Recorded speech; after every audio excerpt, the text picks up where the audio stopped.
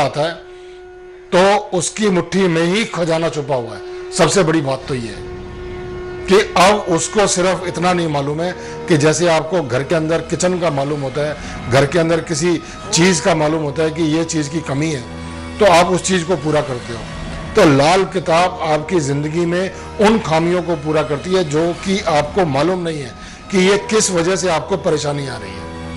कि परेशानियों को दूर करने के लिए बड़े चैलेंजेबल उपाय होते हैं लाल किताब के, लेकिन आपको एक सही इंसान मिलना चाहिए कि वो लाल किताब वाला जो, जैसे मैं कहता हूँ कि ये मेरे पास गॉड गिफ्ट है और मैं आपके साथ बांटना चाहता हूँ, तो आपको तभी समझ में आएगा ये मैं क्यों कह रहा हूँ, क्योंकि इसकी छुपी हुई असलियत आपको जब उजागर होगी जब आप इनको प्रैक्टिकल वे में ये उपाय आप करेंगे।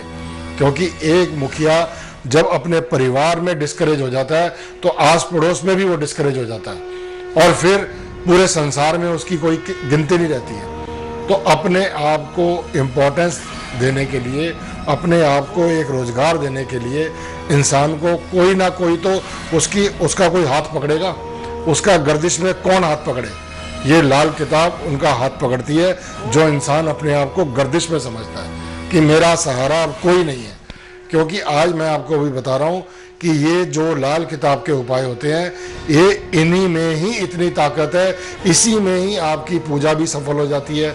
इस पूजा होती क्या है? पूजा यही होती है कि आप अपने परिवार में अपने परिवार वालों की पूजा करो, अपनी पत्नी है उसकी पूजा करो। पूजा मतलब यही कि उसकी पूरी देखरेख करो, बच्चे जो हैं उनकी आप पूरी देखरेख करो, यही आपकी सबसे बड़ी पूजा है। लेकिन जब मुखिया वो खुद ही खाली बैठा है और कोई काम नहीं है उसके पास, तो फिर वो क्या करेगा?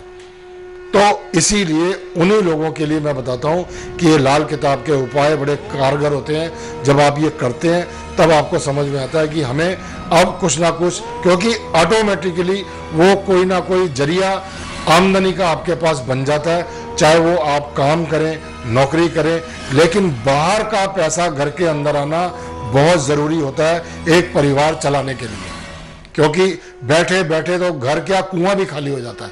तो ऐसी नौबत आप ना आने दें और जिसको भी कोई परेशानी हो, अपना उस मुखिया को जो अपने घर में मुखिया है, लेकिन आज जिस तरीके से हम ये बात करते जा रहे हैं लाल किताब के बारे में, तो आप अपने आप में डिस्करेज मत होएं और आप तुरंत मेरी वेबसाइट को या मेरे टेलीफोन भी, क्योंकि बहुत टेलीफोन आते हैं तो इसलिए बेटर है कि वेबसाइट में अपना टाइम, डेट ऑफ बर्थ आप भेजेंगे, आपको नेक्स्ट डे उसके जो है उपाय आपको मिलेंगे। जब आप उपाय करेंगे तो आपको समझ आएगी कि ये लाल किताब के उपाय हमें क्यों करने चाहिए। क्योंकि इंसान जब खुद ठीक होता है तो वो दूसरे को भी सलाह देता है कि एक इंसान जब परिवार में उपाय करता है तो उस पूरा परिवार, उनका भी मन करता है कि वो भी उपाय करें।